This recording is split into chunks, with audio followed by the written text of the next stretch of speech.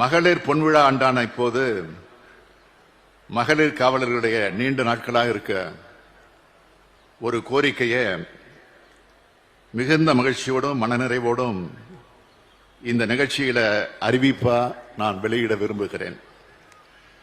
தமிழ்நாடு காவல்துறையில் பணிபுரியக்கூடிய பெண் காவலர்களுக்கு ஒரு ஆண்டு மகப்பேறு விடுமுறை அளிக்கப்படுகிறது.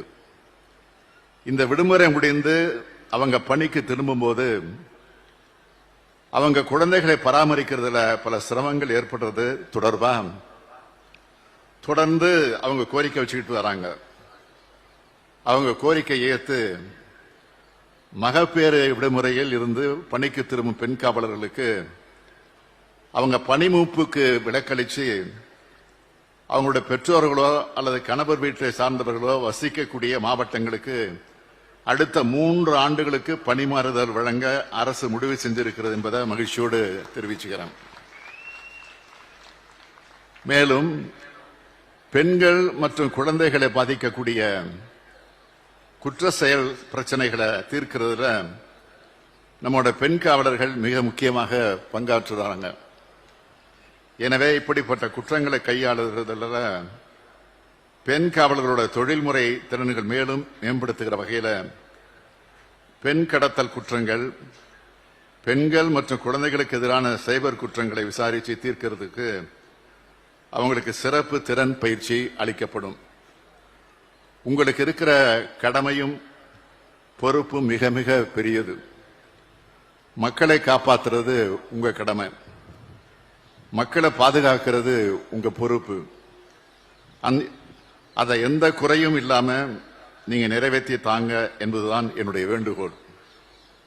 குற்றங்களை குறைக்கிற துறையா மட்டும் இல்லாம குற்றங்கள் நடக்கிறதுக்கு முன்னாடியே தடுக்கிற துறையா செயல்படணும்னு நான் தொடர்ந்து சொல்லிக்கிட்டு வரேன்.